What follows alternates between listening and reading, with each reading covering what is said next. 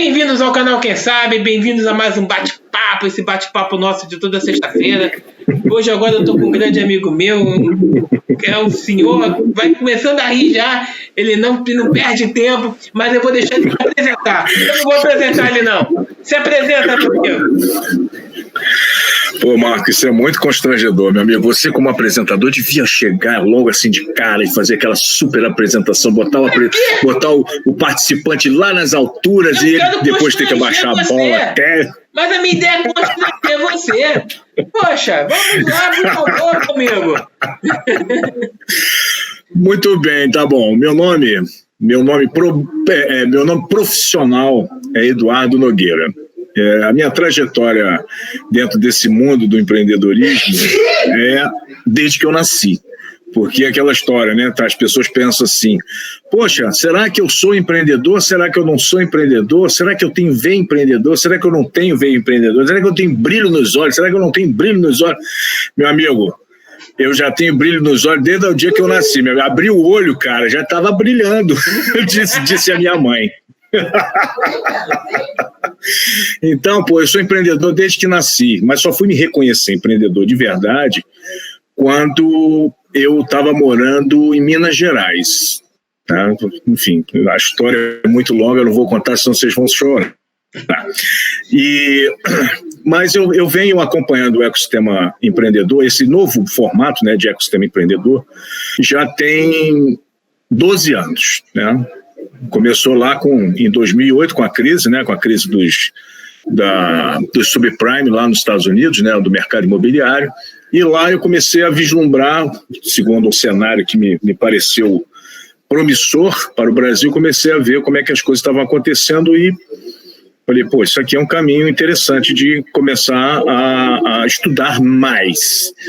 E aí, enfim, de 2008 para cá, a gente tem uma evolução aí de um ecossistema. Então, eu sou um profissional de marketing que estou hoje totalmente imerso no ecossistema de inovação e empreendedorismo a nível Brasil, né? Tenho no currículo algumas experiências empreendedoras bem marcantes e, como todo empreendedor que se preza, né? Se preza mesmo, tem uns fracassos retumbantes, mas também tem os sucessos acachapantes, né? E o último sucesso acachapante foi a criação da Associação Brasileira dos Mentores do Negócio, do qual eu sou um dos fundadores, fui o segundo presidente por quase 4 anos, e ajudei a construir, né, o ecossistema dos mentores no Brasil. Quer dizer, a ABMEM existe, né, está no seu 3º presidente, agora eleito, e está avançando aí, né, construindo uma cultura para a mentoria de negócio no Brasil. Além disso, enfim, eu sou sócio de uma pequena incubadora que atualmente não incuba nada, né? Incuba sim, incuba o PMBM, que vai mudar de nome agora, né? A gente vai fazer um incremento nele, vai acrescentar novos temas, né? Fazer uma atualização de conteúdo, mas o método continua o mesmo, né? A gente vai colocar ele dentro do formato, né, das tendências desse ecossistema que a gente está vendo aí, que toda hora abre um galho, né, uma galhada de um lado para o outro, que são caminhos que as pessoas estão vendo, então a gente também está vislumbrando alguns e a gente vai entrar por esses caminhos. E eu tenho uma trajetória, como eu já estou bem velhinho, né, já estou com bastante cabelo branco, né, as barbinhas também estão branquinhas. Nem se nota. Nem para notar. Nem se nota. Nem se nota. Pois é, então eu já estou nessa estrada aí há mais de 30 anos, quer dizer, já estou há 35 anos nessa estrada, né? Já passei por muitas empresas, tanto industrial quanto serviços, né? Já tive uma experiência de agronegócio, pouca gente sabe, né? Mas essa história eu também não vou contar, porque senão você vai chorar, porque ela junta com uma outra, né? O agronegócio vai juntar com a outra, essa outra é que dá um choro do caramba, então eu não vou contar a história. Então tu já sabe que eu já fui produtor de leite, olha que legal, fui criador de gado leiteiro e produtor de leite, olha que maneiro. E eu tenho uma experiência docente também, né? Passei 20 anos dentro da universidade, já dei muita consultoria, tanto na área de educação quanto na área de negócio, e eu sou um cara muito curioso, né? Então, se você pegar lá meu perfil no LinkedIn, começa assim, né, inconformado por natureza. Putz, então você imagina um cara inconformado por natureza, né? Eu acrescentaria, além de inconformado por natureza, eu sou crítico e polêmico por natureza. Então, isso, cara, junto inconformado, crítico e polêmico, cara, deu chabu. Isso eu concordo é simpático. Eu te conheço, eu concordo. Isso aí eu corroboro. Poxa, que bom, cara. Corrobora, tá bom, beleza. Muito bem. Então, a pessoa que tem um perfil de inconformismo, ou seja, tem um problema, né? Ou seja, uma hora está tudo bem, na hora seguinte está tudo mal, tem que mudar alguma coisa, então eu estou sempre procurando alguma impossibilidade que ninguém quer fazer, mas que vale a pena fazer, porque é desafiador, e aí me emburaco lá para fazer, né? Para tentar viabilizar, porque o que eu gosto muito é de usar a minha... Enfim, toda essa experiência, essa bagagem de vida e profissional para fazer conexões que às vezes as pessoas não conseguem fazer porque elas não conseguem perceber que tem caminho para as coisas acontecerem. Então, eu gosto desse tipo de desafio, né? Um pouco de MacGyver, né? Um pouco de House, um pouco de ciência também por trás disso, que eu também gosto, um pouco de história, que eu também gosto. Então, essas coisas que as pessoas... Algumas têm dificuldade de encarar, que é o novo, eu adoro. Então, a minha vida é picos, né? Eu aprendi quando estava na pós-graduação e depois no mestrado, que eu sou mais do mercado das coqueluches do que das tendências. Ou seja, eu sou o mercado de pico, né? Tá lá em cima, tá no alto, é contigo. Porra, tô no alto, mas, cara, tô no alto já começou a ficar repetitivo, cara. Eu já tô procurando coisa nova para fazer. Sou um pouco assim também. Não vou falar muito dessa parte do teu lado, não. Eu sou um pouco assim também. Mas vamos pensar o seguinte, cara. 2020 mudou tudo. Né? Você acha? Eu acho que teve uma guinada. Em muitas carreiras, em muitas coisas, teve uma guinada. O que significou 2020 para você? Cara, 2020 para mim significou, para mim pessoalmente, um repensar sobre aquilo que eu quero fazer. E um repensar por quê? Primeiro, a minha formação de base, eu sou comunicólogo social, eu sou um publicitário de formação, mas não sou um publicitário de profissão. A profissão que eu escolhi foi marketing, mas para poder fazer bem o meu trabalho como profissional de marketing, eu estudei muito sobre as pessoas. Afinal de contas, marketing é mercado, mercado são pessoas. Né? Então, fui tentar entender através da filosofia, da psicologia, da sociologia, da antropologia e da fusão entre elas, um pouco da cabeça das pessoas para minimamente entender o funcionamento, não o funcionamento mecânico, né, mas sim o funcionamento psíquico, né, para as tomadas de decisão. Inclusive, minha dissertação de mestrado foi, em parte, sobre decisão, tomada de decisão. Então, cara, para mim, 2020 foi um ano bom. Apesar de todas os infortúnios, as desgraças familiares, muita gente perdeu ente querido, eu perdi 2 amigos, né, tive vários outros amigos também que contraíram a Covid, mas para mim foi um ano bom, porque nesse ano eu fui desafiado, por exemplo, a transformar o PMBM de um curso presencial num curso online, né? Então isso para mim era uma barreira tremenda, porque aquela história, 20 anos como docente, eu estava acostumado a ir para a sala de aula e ter um monte de gente me vendo, interagindo comigo direto, face a face, que eu podia usar, inclusive, tudo que eu aprendi em termos de comunicação não verbal, e aí de repente me vejo diante de uma telinha, né, uma câmera pequenininha, só plano americano, né, quer dizer, do meio da barriga para cima, falando para nada, que eu estou falando lá para a parede que está do outro lado lá. E, no entanto, isso não foi assim tão chocante como eu achei que fosse. No final do primeiro curso, que foi uma turma que era para ser presencial em Porto Alegre, ainda bem que a turma era pequena, acabou que no final foi assim, não é tão ruim quanto eu imaginava. Então isso para mim, né, nesse ponto, 2020 foi espetacular, porque eu evoluí. Né? Agora, em relação a outros fatores, claro, como todo mundo, enfim, todos os meus cursos de 2020 foram desmarcados, as parcerias feitas foram canceladas. Então, cara, eu fiquei apavorado pela questão financeira, que todo mundo que, de uma maneira ou de outra, depende de terceiros para sobreviver, como é o meu caso, fiquei realmente muito, muito, muito preocupado. Mas aquela história, quem confia, né, que tem, né, confia na luz interior, quando você entrega para ela, as coisas se descortinam e abrem um cenário de possibilidades, é só ir lá e pegar. Ninguém está desamparado. Né? Então, 2020 para mim foi um ano bem legal. 2020 para mim, você viu, foi onde eu criei esse canal. Eu nunca imaginei que ia estar montando um canal do YouTube. Tipo, você tinha vontade de estar fazendo, mas em estar fazendo é outra coisa completamente diferente. Né? Você tem uma experiência nova, você tem uma experiência de mídia. Eu me achava, eu continuo me achando, eu acho que minha voz é uma porcaria. Tá? Mas, sua voz é ruim mesmo. Muito obrigado, tá? Eu gosto que você me incentiva. É ruim com esse sotaque de carioca, então é horrível. A minha também é com sotaque de carioca. Muito obrigado, eu gosto de você porque você é um incentivador, cara. Mas mesmo assim eu botei minha cara na reta, botei minha cara nos vídeos. Isso é legal. Né? Isso é legal. Eu não tive o medo de chegar, podia dizer, mas acho que eu não vou me dar bem, eu não tenho rosto para isso, eu não tenho voz para isso, não vou fazer. Fiz. Coloquei minha cara e estou aprendendo a cada dia que passa. Eu nunca imaginei que eu ia estar fazendo entrevistas como eu estou fazendo hoje com você. Batendo esse papo de live, essa coisa está conversando, transformando isso em conhecimento e cultura e repartindo isso dentro do canal. Eu conheci bastante gente nessa brincadeira de 2020. Conheci a Sil Brits, Sil Pontes, que a gente pode chamar. Né?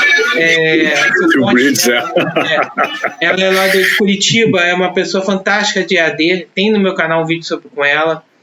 Conheci uma menina que tem um projeto de fazer MEI dentro das comunidades do Rio de Janeiro.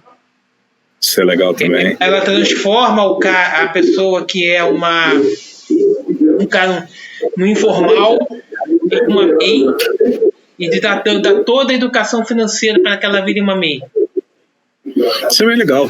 Essas iniciativas são espetaculares. E você realmente aí nesse aspecto, embora sua voz seja ruim, você seja a antítese do apresentador, né? A antítese do apresentador. Tem voz de desenho animado, cacete. Aí também já disseram isso para mim. Aí eu falei, só tem uma diferença. Quando disseram para mim, eu era mais novo e a voz parecia bastante com, sei lá, eu acho que era dos Batutinha, sei lá, enfim, deles aí. Longe, cara. Mas é longe pra caramba, mas eu falei, eu tenho cabelo branco, já tô cheio de barba branca. Né? Mas o que fez a minha voz mudar para esse tom mais grave é uma coisa que eu não desejo para ninguém. Adivinha o que é? Não sei, fale-me. Refluxo. Mas eu tô em refluxo, sabia? Vai queimando as cordas vocais, a voz vai ficando um pouco mais grossa. Sabia que eu tenho refluxo? Pô, bem-vindo ao mundo dos refluxados. Como se fosse uma coisa na garganta, uma coisa arranhando a garganta. Refluxo é quando, né, sobe o ácido e todas aquelas coisas que estão no estômago, sobe aquele fogo pelo pescoço. Exatamente. Então isso aqui foi arranhado. Isso é que foi fazendo com que a minha voz ficasse mais grossa, né? E de manhã cedo eu acordo com voz de Barry White, né? Cantando Don't Go Changing. Já ficar no resto da voz anterior. Barry White, se você pensar em fazer a voz, você pode fazer a voz que você quiser.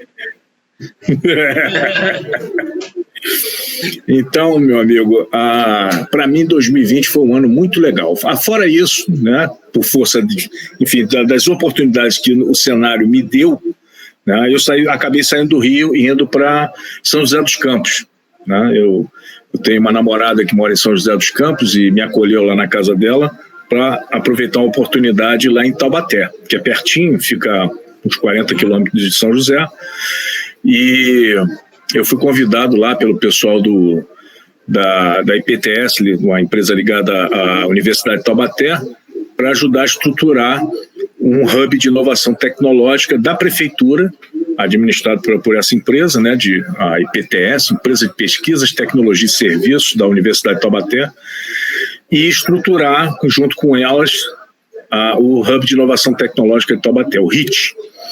Então, 2020 foi muito bom porque isso me deu uma cancha a respeito de política de inovação, empreendedorismo, lei de inovação, como é que monta isso, olhar a cidade pelos seus potenciais ou pela falta desses potenciais e tentar enxergar o que a gente pode colocar em cada região para mobilizar as pessoas para aqueles que querem empreender, para aqueles que ainda não pensaram em empreender e para aqueles que precisam que a economia local se fortaleça com um hub de inovação.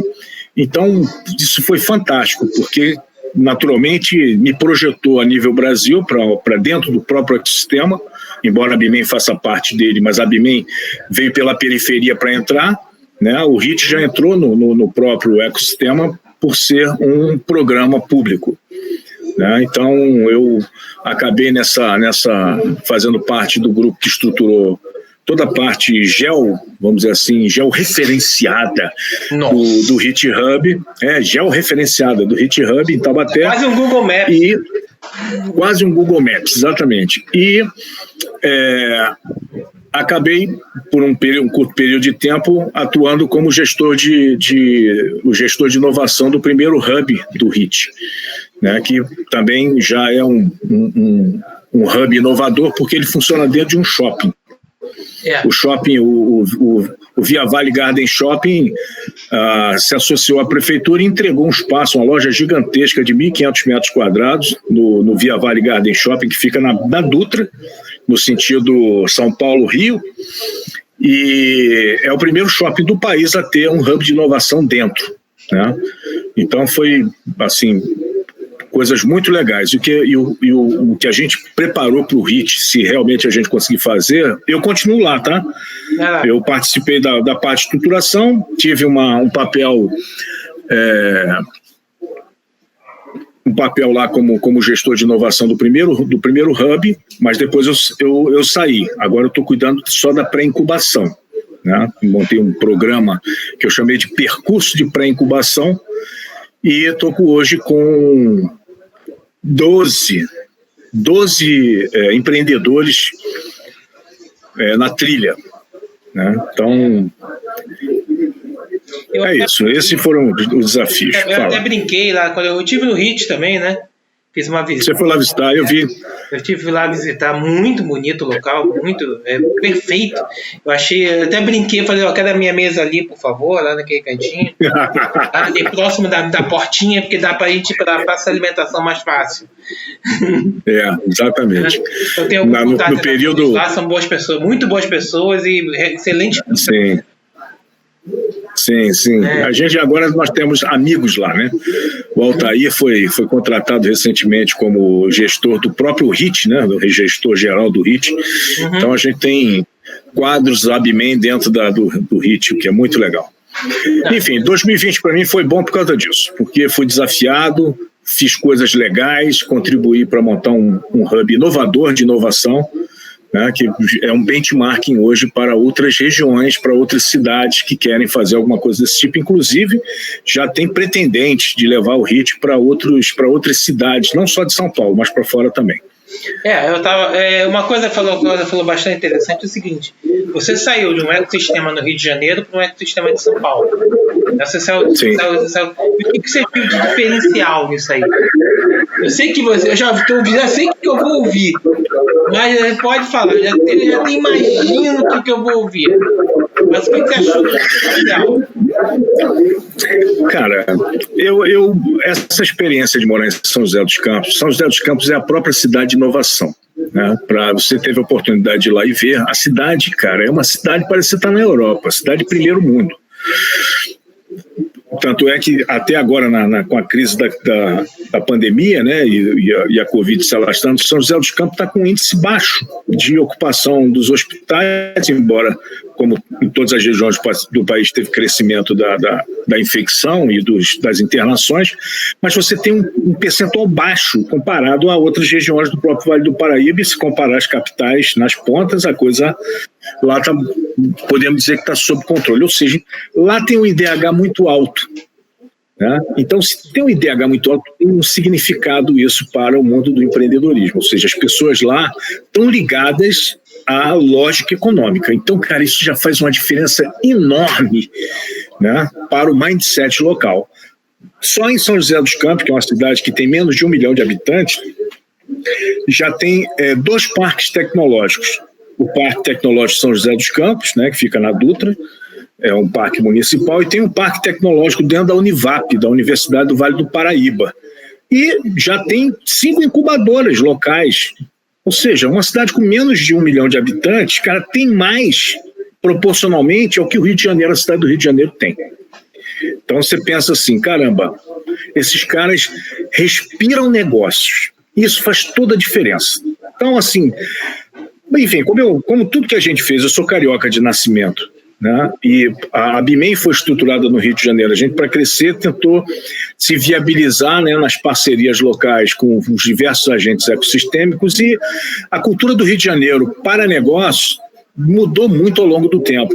E, embora a gente tenha uma força empreendedora muito grande, o Rio de Janeiro ainda precisa pensar coletivamente, porque a gente aí no Rio nós não estamos atuando coletivamente, a gente ainda está com as iniciativas individuais, é o Estado querendo fazer do jeito dele, é o município fazendo do jeito dele, é cada um fazendo da sua forma. Tudo bem, a gente entende que isso é importante, os diversos pontos de vista, eles são positivos porque eles se somam, mas, cara, a gente tem que sentar na mesa junto para definir uma política de Estado de empreendedorismo e inovação para o Estado do Rio de Janeiro. Porque, sinceramente, nós não vamos recuperar a matriz industrial perdida por causa das loucuras, tomadas de decisão de governantes que nós tivemos aí nos últimos 20 anos. Nós não vamos recuperar a matriz industrial nem a pau, né? Então a gente tem que repensar como nós vamos fazer uma matriz econômica que funcione no Estado e na cidade, claro que, né, a cidade do Rio de Janeiro é a maior de todas, mas não da forma como está sendo conduzido o processo, com muito individualismo, um certo grau de egoísmo e sem ter uma política que congregue isso tudo para uma linha de trabalho para a sociedade e não para A, B ou C, né, que vai se beneficiar disso aí. O que a gente não vê em São José, o que a gente não vê em Taubaté, que a gente vê as pessoas fazendo o trabalho porque elas são, não vou dizer bairristas, mas elas são focadas no bem-estar da sua comunidade, cara. Isso, para mim, me dá vontade de estar trabalhando com esses caras, entendeu? Você chega para o agente diz, não, vamos fazer juntos. Por quê? Porque aquela comunidade é deficiente nisso, a gente tem iniciativa para isso, né? Vamos produzir, né?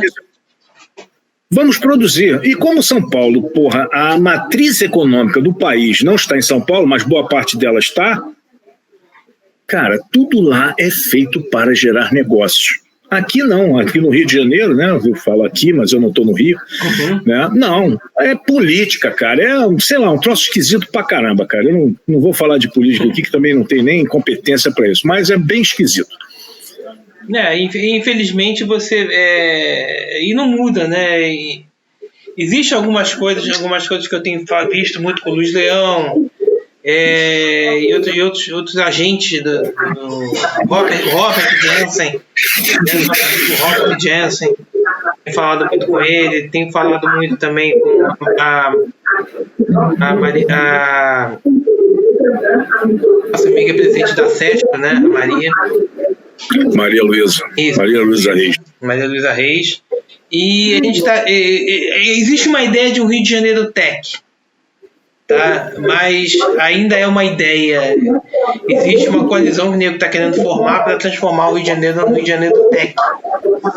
Tirar um pouco da área de cultura e de turismo só do Rio de Janeiro e partir para o Rio de Janeiro mais técnico. Então isso pode acontecer. Existem alguns coisas que estão sendo criadas, como o MIT RIP, não sei se você ouviu falar dele. Já. Eu tive na reunião de lançamento virtual também, toda a nossa reunião é bate-papo com a cadelinha, né? Não tem coisa, então eu tive na reunião de lançamento, eu vi as propostas, eu vi a ideia, o pessoal chamou para reunião do Zoom, mesmo esquema de Zoom. Eu conversei com o Eduardo Paes, uma época teve uma live com o Eduardo Paes, onde eu passei essa ideia do coisa, ele não entendeu. Essa que foi a mais engraçada, porque eu falei da Rio de Janeiro em tecnologia. Não, vamos para as comunidades. Eu falei, cara, eu fui para a comunidade. Por enquanto, eu quero fortalecer os bairros. Eu quero fortalecer nichos.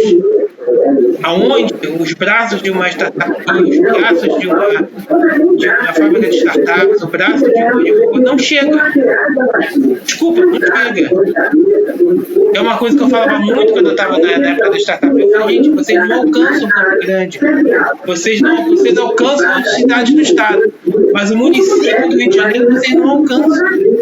Então você tem bastante faculdade, você tem bastante universidade, você tem bastante ideias, você tem startups que nunca vão ter papel, mas que estão em nichos que o braço dessas iniciativas não alcança.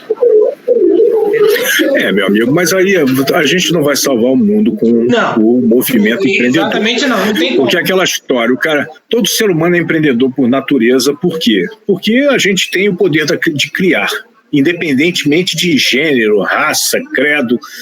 Todos nós somos uma entidade só, humanidade. Então, o ser humano veio dotado da capacidade de transformar o mundo ao seu redor, ou seja, nada mais é do que um empreendedor. Resolve problemas, a gente resolve problemas todo dia.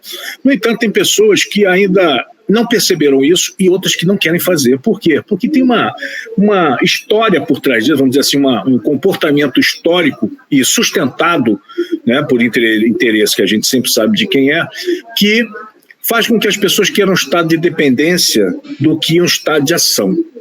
Então, sim, nós temos potenciais inovadores e não precisa pensar em inovação tecnológica, disruptiva, que, aliás, eu não acredito em inovação disruptiva nenhuma, para impulsionar as pessoas dentro das suas regiões. E aí eu não penso nem em comunidade em si, porque quando a gente fala de comunidade, a gente está trazendo uma visão sociológica para a comunidade, que isso, no empreendedorismo não tem nada a ver. A gente politiza as coisas sem necessidade. Então, esse movimento empreendedor ele tem que ser da margem para o centro, e não do centro para a margem, porque não consegue. Da margem para o centro. Eu me lembro que eu participei logo que esse governo desse governador que está aí afastado, começou, fui chamado para uma reunião no Startup Rio e falei, nós estamos ao contrário, o Startup Rio não pode ser o programa central, ele tem que ser o periférico. O programa central tem que ser feito nas regiões ao redor, ou seja, o estado do Rio de Janeiro é muito grande. Ele não representa o estado do Rio de Janeiro porque ele está centrado no catete no Rio de Janeiro. Então, isso para mim não tem significado estadual nenhum. Tem que pensar em como levar o Startup Rio para fora do Rio de Janeiro para depois trazer para cá o que for melhor, ou seja, fazer uma estrutura de pirâmide, mas não uma pirâmide para cima. Foi muito do que eu fiz lá no HIT, em Taubaté. O Hub Central é o hub onde todos inclusive a gente chama de vitrine tech, ou seja, tudo que os outros hubs produzirem vai para esse central que fica num shopping, numa vitrine. Então, eu tinha sugerido de fazer dessa maneira. Eu acho até que escutaram alguma coisa, porque depois eu soube que o Startup Rio está em algumas cidades do interior. Está em 10 cidades do estado do Rio. Está em 10 cidades, já abriu um pouquinho, tem umas mentorias agora espalhadas. Eu tenho até o contato com os mentores também, de alguma dessas mentorias. Mas mesmo assim, é o que eu falo. Você tem, é o que você falou ali na realidade, parceria, você tem uma parceria, falta parceria de governo do estado, prefeitura, e para você poder fazer de um programa, talvez um programa único que seja, mas um programa abrangente, que não só traga a cidade para dentro do central, como você falou, mas também pega municípios grandes, como é Rio de Janeiro, como é a cidade do Rio de Janeiro, como é Niterói, os municípios não têm protocolos de inovação e que, na realidade, estão jogados. E nós aqui temos muitas empresas privadas que também criadas protocolos de inovação. Então, cada um vai fazer, desculpa o termo, eu estou vendo um samba do crioulo doido, cada um fazendo um. Pois é, então, se a gente for olhar só a cidade do Rio de Janeiro, a cidade do Rio de Janeiro tem problemas homéricos. para serem resolvidos. O Estado cumpre a sua parte naquilo que lhe cabe, mas nós sabemos que o Estado não consegue estar em todos os lugares, porque uma cidade com 6, 7 milhões de habitantes, com loucuras regionais, é muito complicado, você não vai ter soluções de curto prazo. Por isso que a gente não pode pensar só o ecossistema empreendedor como inovação tecnológica. Isso atende a uma fração pequena do ecossistema, que é a parte de investimento. Mas se a gente fizer empreendedorismo social, local, meu amigo, a gente começa a mudar a realidade de certas comunidades. Ou seja, se o empreendedor consegue fazer com que a sua ideia se viabilize, não interessa no quê, não interessa o quê, a gente começa a mudar a vida do cara, muda a vida da família, cara, e começa a contaminar ao redor. Então, assim, que problemas nós podemos resolver com o empreendedorismo local, empreendedorismo social, que ajudem as comunidades? Esquece esse troço de inovação tecnológica. Isso aí não interessa para um extrato da população. O que interessa é resolver o problema micro, né? O micro ali, naquele lugar. Não queremos salvar o mundo, a gente quer salvar a pessoa naquele lugar. Só que, cara, os caras não conseguem entender isso, que isso é fundamental para a gente criar uma cultura empreendedora na população, cara. Isso é um trabalho de massa. Primeiro você tem que fazer massa, né? Você tem que fazer massa de empreendedores para depois tirar a inovação de ponta aqui na frente, né? Porque inovação de ponta vem da academia, né? Vem do conhecimento, vem da educação. O que falta para essa cambada toda de empreendedores periféricos, vamos dizer assim. Então a gente tem que impulsionar o cara para dentro do sistema para ter uma massa de empreendedores que façam a diferença. E isso nós não conseguimos fazer no Rio de Janeiro. Então, para mim é um pouco, como é que eu posso dizer assim, frustrante não ter uma política real, né? Inclusive tem agentes do Estado que competem entre si para sair bem na fotografia, cara. Isso para mim é um desperdício, entendeu? Um desperdício, enfim. Eu sou polêmico. Se eu falar muito aqui, daqui a pouco o pessoal vai mandar e-mail aí para mim reclamar. Quando eu conheço você, se a gente falar, a gente vai começar a ficar lá até amanhã de manhã conversando só sobre esse assunto, né? Só sobre esse assunto, cara. Verdade. Mas fala um pouquinho do seu curso aí que você está falando. Você agora transformou seu curso para online. O que tem de inovador e o que seria o objetivo real desse curso? Meu amigo, quando a gente fundou a Abimen, isso é importante contar essa história. Inclusive o último artigo que eu escrevi, né, fazendo uma junção de coisas que aparentemente ninguém juntaria, Just the Way You Are, uma música do Barry White. Exatamente, Just the Way You Are, né? Uhum. O movimento associativo e as teorias de Maslow, olha que coisa, que fusão difícil das pessoas perceberem que tem uma conexão entre elas, né? Escrevendo esse artigo, a última parte desse artigo, a gente estava falando sobre a Abimen. Então, para a gente poder viabilizar o pensamento que nós tivemos quando estávamos discutindo a mentoria de negócio para o ecossistema de inovação, a gente precisou definir o conceito da mentoria de negócio. Porque até então todo mundo usava a expressão mentoria e essa expressão, claro, ficou vulgar, né? Vulgar no sentido, todo mundo agora é mentor, né? E agora, inclusive, hoje eu vou publicar a última pimentinha do Yuri, né? Vai sair hoje com uma crítica bem contundente, você vai ver lá quando for publicado, bem contundente sobre justamente esse mindset desse ecossistema de empreendedorismo, como ele está formatado para os mentores, né? Aí esquece empreendedor, para os mentores. Então a gente teve que definir o conceito da mentoria de negócio e, óbvio, para fazer essa mentoria de negócio nós vislumbramos acontecer, a gente precisava, enfim, organizar um método de trabalho, porque até então, né, como a gente costuma falar, né, os mentores, na verdade, são palpiteiros de negócio, né? O mercado está lotado de palpiteiros de negócio. Então a gente quis, na verdade, criar um profissional que tenha certas competências e desenvolver habilidades, né, que possam ajudar o empreendedor a evoluir mais rápido o seu negócio também. Então, fruto dessas discussões e tal, induzidos inclusive pelo grupo dos fundadores, a gente montou esse programa que até a novembro agora, com 25 turmas realizadas, chamava-se Programa de Metodologia Base para Mentores, PMBM, mas que a gente está evoluindo ele para um nome que ainda não está registrado, por isso eu não vou falar, que é esse programa já ampliado. Quer dizer, o PMBM vai servir de base, porque é o PMBM que define o método que a mentoria de negócios adota, né, principalmente dentro da associação. Foi encampada pela associação como método que reconhece os próprios associados. Então, a gente está evoluindo o método e estamos trazendo novos conteúdos para abranger outras áreas onde os mentores podem estar também, né? E aí a gente olha para a mentoria de negócio como uma atividade profissional remunerada, né? Então, nós criticamos e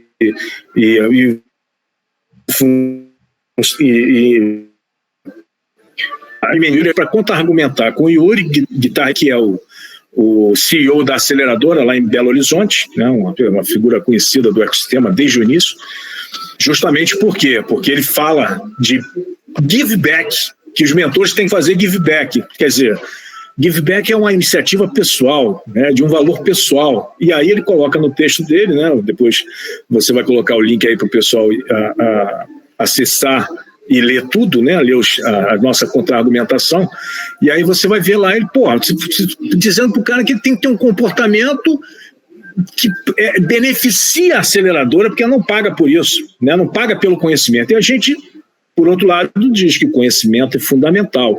Sem o conhecimento não tem evolução, né? E o conhecimento custa caro para quem o tem. E os caras querem que a gente dê de graça, cara. Isso não faz sentido. Então, a gente vai bater sempre. E se depender de mim, meu amigo, vou dar só soco no queixo, para dar nocaute. É difícil contra-argumentar. É difícil contra-argumentar quando você coloca o que nós fazemos dentro da economia. Economia é money. Se o cara está trabalhando para investidor bota dinheiro para ter dinheiro, meu amigo, não tem como ter mentor que faz o troço pro bono. Não tem o cara que é obrigado a fazer give back porque o ecossistema diz para ele que tem que ser give back. Cara, isso para mim tem outro nome, que eu não vou falar aqui, que vai soar mal também, vou mandar um monte de mensagem pelo WhatsApp, enfim, não quero polemizar nesse sentido. Não vai dar certo. O samba não é esse. Não vai dar certo. Não.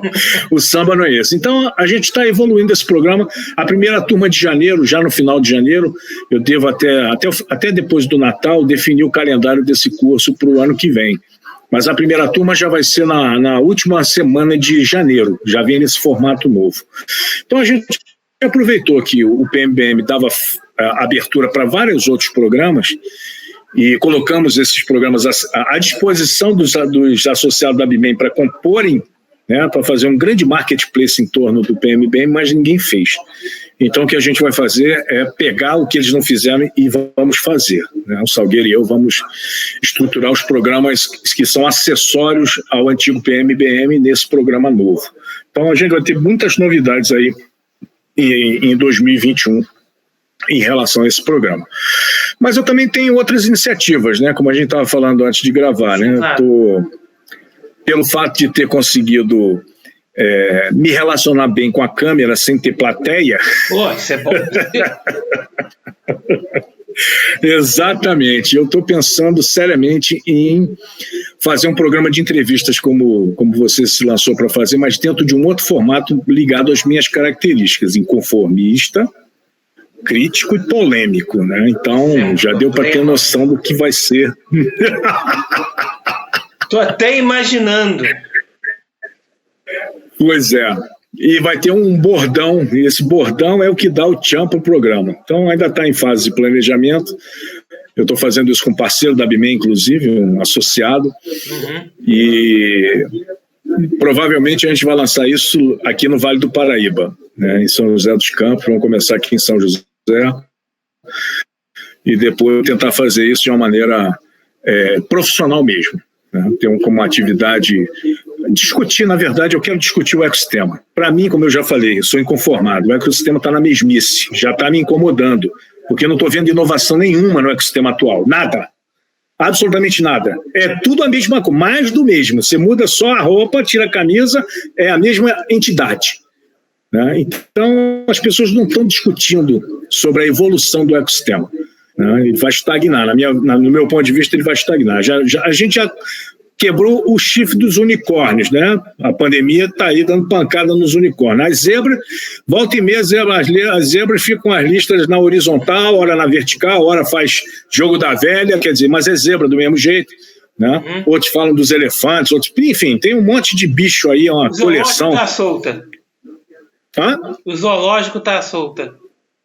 Pois é, vai ser o jogo do bicho do ecossistema, cara. Alguém vai fazer isso. Pô, vai por mim. Alguém vai acreditar que vai ter esse troço aí no ecossistema. Então, a gente quer fazer esse programa para discutir também um pouco de uma visão nova para esse ecossistema de inovação, porque o Brasil tem uma expectativa muito grande em torno do resultado que o ecossistema é capaz de gerar, né?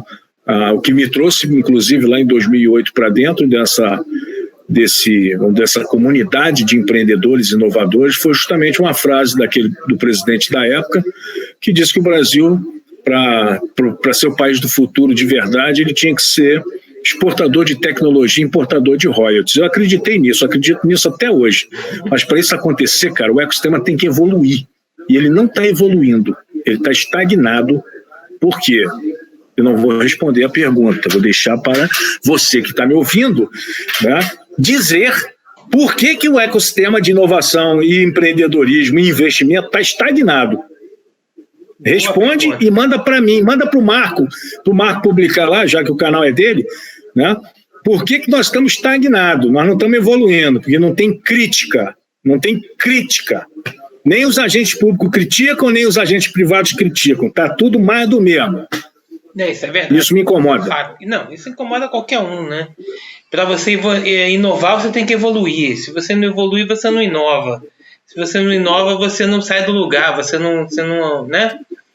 Por aí a gente gosta de bater um papo, por isso que eu gosto do papo com você. A gente sempre está evoluindo, a gente sempre está. E eu acredito em 2021 em mudanças, mas eu talvez não acredite em mudanças radicais. Eu acredito que... Não acredito em nada disso. Pô, fiquei lendo os artigos aí, os visionários da pandemia. Por que a sociedade vai mudar? Porque agora é o novo normal? Reticências nenhuma. Nada vai ser novo. Você está vendo aí, refrescou, deu um alíviozinho na bandeira da pandemia. Cara, foi todo mundo para a praia, foi todo mundo para o boteco, foram para a balada. Não, cadê a mudança? Concordo. Você dizer que o cara quer mudança, o novo normal é o cara fazer compra pela internet? Pô, tá brincando, cara. Isso é discurso pra mané, cara. Isso não cola pra gente intelectual, cara. Pra mim não cola. As pessoas não vão mudar por causa da pandemia, né? Elas só mudam quando toca no bolso. Tocou no bolso, o cara, opa! Porra, aí não dá, né? Ou então quando a vida dele tá em risco real, aí ele muda. Mas se não for isso, não tem mudança assim. Puf! Não tem um craque no tempo, né? Uma quebra no tempo que o cara vai mudar. A sociedade muda a longo prazo, não muda a curto prazo por causa de uma pandemia. Isso é discurso, é para vender artigo, né? Para jornal vender anúncio. Mas na realidade isso não acontece. Não, com certeza. Mimiguinho, vamos segurar um pouco agora. Já estamos com 43 minutos de brincadeira, nós dois. Você viu como o nosso bate-papo é longo? Agora tá esquentando, eu tô começando a suar, cara. A voz já tá... Você, quando começa a esquentar, começa a suar, a gente vai até as 5 da manhã. Eu te conheço. Com certeza, cara. Te conheço. Você se empolga. Tá ficando vermelho. Exatamente. Você começa tô ficando vermelho, cara. Empolga. E você empolgado é perigoso. Mas é um grande amigo. Isso aí eu não posso negar em momento algum. Eu digo e falo abertamente, falo no canal e falo para qualquer um que queira me ouvir. É um grande amigo. É um dos amigos que eu criei e continuo e vou cultivar por muitos e muitos anos, se Deus quiser. Legal. Mais chato que você seja. Mas, não, chato não. Você que é chato. Aliás, você não é chato. Você é uma colônia de chato. Eu para fazer esse vídeo. Porra, o cara tá me... Não, quando é que vai ser? Quando é que vai ser? Sim, nossa senhora, eu tenho que fazer logo esse troço. Caramba! Para pegar um dos melhores. Olha, a nossa amiga lá da CESP, Maria Luísa, cara, o que eu torrei o saco dela, você não imagina. Ela teve um dia que ela estava com 7 reuniões. Falou, Marco, você é a 8ª. mas eu ia fazer um vídeo com você porque eu prometi. Eu falei, tá, obrigado. Isso aí. Mas tem que ser insistente. Empreendedor que não é insistente não realiza. Exatamente. E você está fazendo exatamente isso. Tem que quebrar barreiras. Se você não quebrar barreiras, você não sai do lugar, cara. Você vai ficar ali atrás, vai ficar olhando, vai ficar vendo o mundo passar. Né? Eu falei uma vez eu tinha um lema de vida que foi eu que inventei, que é o seguinte: eu imagino a vida como um rio, um grande riacho. Muitos apenas acompanham o fluxo do rio, outros param para apreciar a margem. Eu paro para apreciar a margem. Entendeu? É muito diferente isso. E no apreciar a margem eu aprendo. Aí que tá o aprendizado. Você é um filósofo do cotidiano. Com certeza. Eu inventei um termo, cara. O pessoal do EAD tá querendo roubar um termo meu. Um neologismo? Na realidade, o que acontece? O pessoal do EAD, eu comecei a falar com o pessoal do EAD, eu falei, cara, não é EAD não, é ETR. Aí o cara falou assim, é educação em tempo real. Não escreveu o artigo ainda, então, cara, já perdeu. Já era, né? Mas eu já falei bastante vezes em vídeo, provavelmente já perdi coisa, mas nego já sabe, o slogan é meu, o tema é meu. Quem estiver usando sabe de onde veio a origem. Meu amigo, vamos dar boa noite. Espero que o pessoal tenha... Mas já, cara, eu tinha anotado aqui várias coisas pra falar, cara. Tu não fez pergunta nenhuma interessante, só mandou falar, deixar a coisa solta. Minutos, então. Fale-me. Eu tenho um projeto, na verdade, não é para 2021, é um projeto de vida. É um projeto empreendedor também, mas esse foi descoberto por curiosidade, né, que também tem muito a ver com o meu... Hein? Isso é meu medo. As curiosidades. Pô, medo? Puta, mas esse é show de bola, cara. Hoje de manhã, inclusive, eu estava aqui, eu tô com na casa de serra da família da minha namorada, e hoje de manhã, por exemplo, estava aqui a irmã dela, a mãe e uma concunhada, e eu estava contando as histórias, né, desse projeto para elas. E, toda vez que eu conto isso, cara, eu fico com tesão de fazer a coisa acontecer, mas é difícil para mim. É um desafio pessoal. Eu imagino você com desafio pessoal, é muito engraçado. Uma boa em você que você foca quando você quer uma coisa e você vai, né? Pois é, mas eu empaquei. O mais curioso disso é que eu estou empacado. De repente, quem estiver assistindo a essa entrevista, esse bate-papo, talvez possa me ajudar. Eu descobri há 4 anos atrás, eu relembrei, porque meu pai já tinha me dito, aos 7 anos de idade mais ou menos, que nós éramos descendentes de uma figura emblemática na história do Brasil. Mas eu com 7 anos, cara, não estou nem aí para isso, estou querendo brincar. Né? Mas essa história voltou recentemente, ou seja, 4 anos atrás, e, cara, eu fiquei maravilhado de saber que eu sou descendente dessa pessoa, dessa figura histórica. Porque, por incrível que pareça, cara, vai ter alguém que vai dizer assim, puta, esse cara é muito arrogante, é pedante, mas incrível como essa pessoa que foi no passado, eu sou muito parecido com ela. Muito parecido. Alguns já até disseram, porra, você é a reencarnação do cara. Eu falei, não sou. Isso para mim não existe. Existe a vida dele lá, né? E a minha vida aqui agora com os desafios do presente. E aí eu fui fazer, por força aí de alguns pensamentos meio fora desalinhados da caixa, não é fora da caixa, não, desalinhado da caixa, que eu queria viver na Europa. Aí comecei a correr atrás, né, pelos antecedentes, né, pelos antepassados, para ver quem que ia me dar um passaporte para eu ir para a Europa. E aí, para minha frustração, nenhum deles vai me dar passaporte nenhum para a Europa por hereditariedade. Mas o fato de eu ter ido buscar isso, cara, me abriu um universo de coisas legais relacionados à história, que eu acabei montando alguns projetos em relação a isso. Então, eu fui buscar a genealogia de um dos sobrenomes da minha família, que é de origem saxã, e comecei a cavar. Aí descobri no meio do caminho que uma prima do meu pai já tinha feito essa busca e tinha encontrado esse Gênese, né? Vamos dizer assim, essa Gênese, essa primeira figura. No segundo momento, eu sabia dizer, não, mas esse cara não é o mais legal. O mais legal é o sogro dele. Aí eu falei, pô, e quem é o sogro dele? Aí ela falou, pô, é um barão das artes. Eu falei, pô, barão das artes no Brasil, cara, isso não existe. Primeiro que título nobiliárquico no Brasil era uma piada, né? Tu sabe que título nobiliárquico não vinha com posses, né? Era só politicagem. Né? Era aristocracia. E aí, esse barão, cara, é o primeiro empreendedor cultural do Brasil. Olha que legal. Tá aí o sangue. Você sabe quem ele é? Quem seria? Você sabe quem ele é? Não, fale-me, meu amigo. Cara, vai correr atrás. Deixa eu mostrar um negócio. Meu projeto. Peraí. Aqui, ó.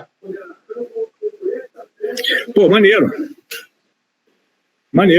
A minha família é Henrique Furtado de Mendonça. Pô, tu já foi na origem deles? Já. Eu tenho um mapa da origem de 1800 e alguma coisa até hoje. Nós temos um estudo que foi feito pela família. É um livro desse tamanho. Só sobre todos. Pô, maneiro. A gente vai desde o iniciozinho. E tem a outra parte da origem do meu avô, que eu também não vou falar quem é a coisa, mas você vai só pelo sobrenome você vai tentar entender. No origem do meu avô, isso minha mãe falava muito, mas eu ainda vou, esse eu não pesquisei ainda, vou pesquisar ainda a fundo, que eu tenho a origem do nome chamado Dessá. Dessá? Pare e pensa. Pô, caramba, é lá Pô, Dessá são os governadores da cidade do Rio de Janeiro? Sim, Estácio, Maine. São? São. Maravilha, cara, que maneiro. Da minha família. Maneiríssimo. Então, cara, eu vou botar. A origem da minha família é da família Dessá. Do lado da minha mãe. E do meu lado do pai é da Henrique Furtado de Mendonça. Que é uma família tradicional. Pô, muito show. Foi a fundadora de São João Nepomuceno. Pô, que legal, cara. Pô, isso é maravilhoso. Eu adoro, cara, escutar essas histórias. Fica assim, tem foto. Né? Tem foto do meu pai com toda a família. Lá em São João fecharam o estádio em São João para homenagear a família Henrique Furtado de Mendonça que tinha ido visitar São João. Meu pai estava no ônibus que foi fazer a visita. Muito maneiro, cara. E nessas pesquisas que eu estava fazendo, que agora eu comecei a gostar de história, quer dizer, eu sempre gostei de história, mas eu não sou historiador, então, porra, tem uma desvantagem terrível. Não consigo captar recursos para dar continuidade às pesquisas e também não consigo terminar, porque tem muita coisa sobre esse antepassado que precisa de tempo de cadeira sentado no museu e no arquivo, cara. Isso é simplesmente dedicação total à pesquisa, né, da história desse povo. Mas eu não consigo ir mais adiante justamente porque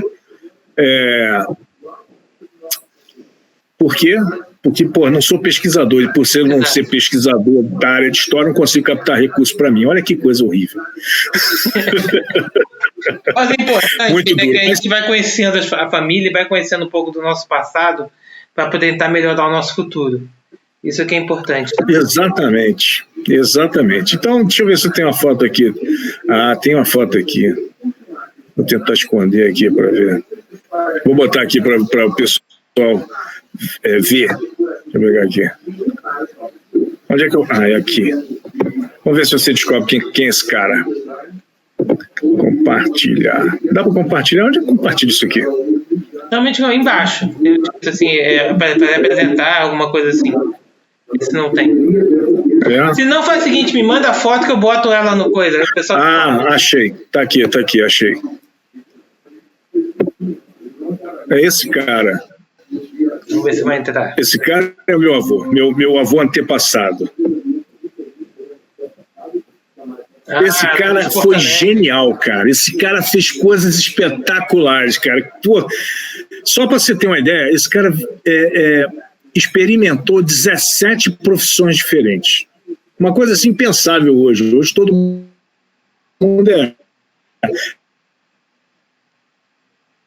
uma ou duas profissões só. Esse cara fez 17. Imagina que esse cara criou no tempo do Império, que persiste até hoje. Para você ter uma ideia, esse cara é reconhecido como o primeiro caricaturista do país. Inclusive está no livro que conta a história de todos os caricaturistas até o início do século XXI. É essa figura aí. Então, eu sei, da parte da Henrique Furtado de Mendonça, aqui no Brasil, só tem um cara que eu conheço que é escritor, que é um escritor chamado Henrique Furtado de Mendonça também, que tem o sobrenome Henrique Furtado de Mendonça, e foi um dos membros da ABL. Pois é, esse cara aí é patrono da cadeira 32 da ABL. Eu não sei qual foi a cadeira desse Henrique Furtado, não, mas ele também faz parte. E eu verifiquei, tá na genealogia da família. Eu consegui achar os filhos dele, e a partir dos filhos dele que estava sendo feito o estudo. Exatamente. Aí, em função dessas pesquisas, claro que eu não consegui fazer tudo que eu queria, eu criei um blog. Né? Blog é tudo de bom, né?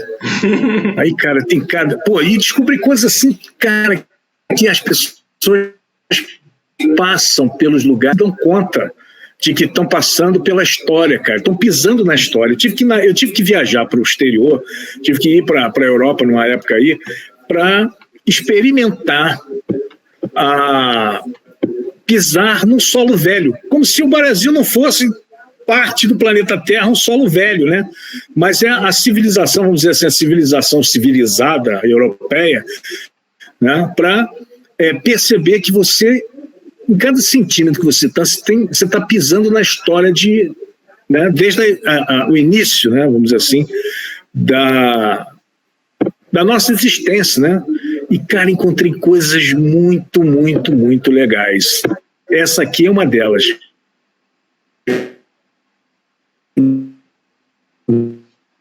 Vou botar aqui para vocês verem. Está aqui a internet, caiu uma árvore. Olha, meu filho, mostra. Eu não ia falar, mas agora estou falando, então... Agora já era, vamos embora.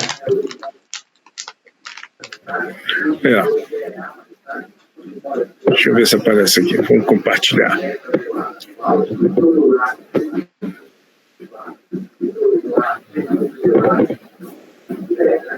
Vê se aparece. Não vou comparar. Já tá vendo aí? Já apareceu. Tá meio que em branco, mas já apareceu.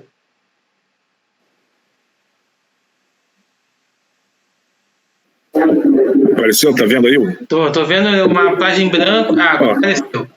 Essa rua fica no centro da cidade. Tá vendo lá atrás o prédio onde funciona? Uhum. Pois é. Essa rua, cara, muita gente passa nela todo dia sem saber que essa rua ela é recheada de histórias. E, claro, eu só fui descobrir isso também andando nela. E aí eu conto aqui a história das ruas que ela faz entroncamento e dos prédios históricos que estão nela. Aí vocês vão... Só na rua Araújo Porto Alegre tem história do Brasil ali. Ninguém sabe, cara.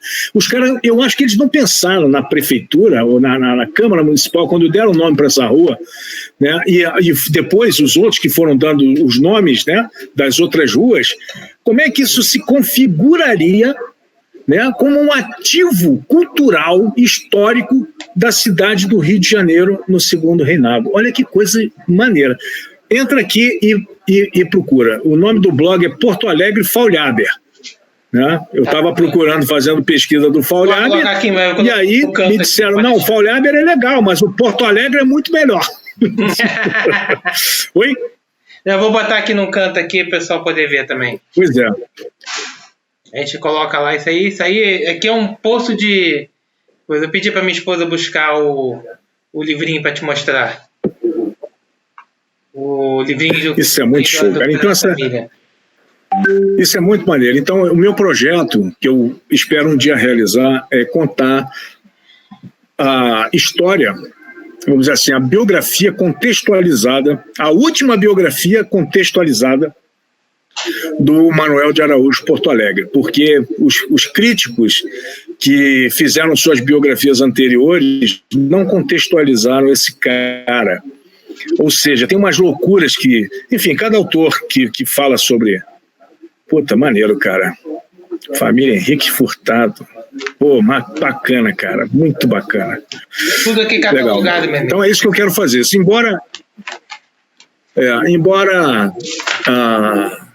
Como eu falei, muitos já falaram sobre ele, mas não contaram a história dele como homem, né, como empreendedor. E quem vai contar essa história sou eu, porque quem está levantando ele, desse ponto de vista, ó, sou eu, meu amigo. E esse cara é uma aula de empreendedorismo num tempo que nem se falava disso. É isso, esse é o projeto. Te passar uma coisa rapidinho, uma curiosidade para todo mundo que está me vendo aqui, o pessoal não conhece esse detalhe. Diogo de Mendonça Furtado, 12º governador-geral do Brasil, natural de Portugal, substitui Luís de Souza, tendo governado de 1621 a 1624. É o cerne da família Furtado de Mendonça aqui no Brasil. Henriques Furtado de Mendonça. Tá? E aqui, ó, os primitivos núcleos de povoamento da região de São João Nepomuceno foram algumas fazendas surgidas no século XIX. Ou seja, São João Nepomuceno foi fundada a partir do núcleo de Henriques Furtado de Mendonça. Muito maneiro, cara. Eu adoro isso, cara. Tem uma história aqui dentro. Pois é, eu quero um dia poder ter essa história também contada, principalmente para resgatar essa figura que está ficando esquecida naturalmente. Nasceu no Rio Grande do Sul, em Rio Pardo, em 1808 e morreu em 1879. É uma figura emblemática porque, como estava ligado à cultura, às artes, à educação, ele ainda é um referencial. Tanto é que recentemente, tem um ano, ou talvez um pouco menos, já teve uma nova biografia dele lançada aí no mercado. Mas é mais do mesmo. Não trouxe nenhuma novidade que a gente não soubesse. Então, a biografia definitiva e contextualizada dele, ó, sou eu que estou fazendo. Não, e detalhe, esse cara da BL, eu só descobri que eu comecei a fazer uns vídeos por canal chamado de Grandes Escritores. Né? Grandes escritores? Grandes escritores. Tem uma série do canal, que são 3 ou 4 vídeos, que são sobre grandes escritores. E esbarrei nele. Eu falei, cara, esse nome tá estranho. Peraí, aguenta aí. Eu fui no livro. Quando eu fui no livro, achei o cara dentro do livro. Falei, é parente. Não vou falar de parente, mas eu já deixei falando lá. Mas é um dos caras da BL. Né? Importante que hoje quem está na cadeira 32 da BL é o Zoenir Ventura. Eu nem sei qual é o número da cadeira dele. Depois, assim que eu tiver, eu mando, eu aviso até o pessoal aqui no canal. Eu falo com a cadeira do cara, mas eu não me lembro agora exatamente qual é. Mas, meu amigo, agora a gente encerra. Senão o pessoal não vai mais ver a gente, o pessoal não vai querer mais falar com a gente. Fazer o quê? O pessoal não vai querer saber do nosso papo. Tá? Já estamos a 1h03 aqui de pura conversa, pura amizade. Eu acho que é importante que a gente aqui trouxe para as pessoas que pararam um pouquinho e tiveram esse saco de assistir a gente esse tempo todo. Eu acho que a gente trouxe muita coisa boa, porque a gente não trouxe só empreendedorismo, a gente não falou só de inovação, a gente não falou só sobre cultura, a gente não falou só sobre política, a gente falou de vida. E vida, experiência de vida, experiência de o que acontece, durante a sua família passou, o que deixou de passar. Eu acho que isso é importantíssimo para criar nas pessoas o espírito empreendedor e criar nas pessoas aquela luzinha para que você possa sair do seu lugar e se tornar alguém. Eu acho que isso é importante na vida. Meu amigo, me despeço de você. Tchau. Foi um prazer. Tá? E até uma próxima. Assim que eu te convencer de novo, a gente faz vai levar tempo. Eu sei disso. Por isso que eu levei tempo para convencer o primeiro. Imagina o tempo para convencer o segundo. Tá? Fica com Deus, à disposição, cara. No próximo a gente vai fazer um papo só sobre empreendedorismo cultural histórico. Com certeza. E aí eu vou dar umas dicas para quem gosta dessa área. Eu topo. Talvez eu traga até umas pessoas, que eu tenho uma pessoa que você conhece que também gosta de fazer muito isso, que é o Bandeira. Pô, Paulo Bandeira? É. Legal. Bandeira de Melo também. Deixa comigo que eu trago. Esse aí é meu cliente. É um grande amigo também. Eu trago esse. Já tem 2 vídeos com ele. E outra pessoa que também eu convenço, um bate-papo desse, é o Paulo Millet. Paulo Millet. Legal. Ele também adora essa parte histórica. Ele gosta de sair um pouco do lado de tecnologia e partir para a parte histórica. Nós fizemos um sobre Atlântida. É bom demais, cara. Nós falamos sobre o que? Atlântida? Sobre o mito Legal. da Atlântida. E nós fizemos um outro sobre Red Pill e Blue Pill. Falamos sobre Matrix. Matrix. Paulo Millet. Maravilha, adoro. Imagina a gente falando sobre Matrix. Que coisa. Excelente, ótimo assunto, super atualizado. Então tá bom, meu amigo. Fica com Deus, gente. Foi um prazer. Não vou torrar mais a paciência de vocês, mas eu deixo com vocês tudo que vocês aprenderam com o Eduardo, que eu sei que foi muita coisa boa. Ele é muito bom. É uma pessoa maravilhosa. Eu gosto muito dele. Fiquem com Deus. Até a próxima. Tchau, tchau. Tchau, meu querido. Obrigado. Tchau.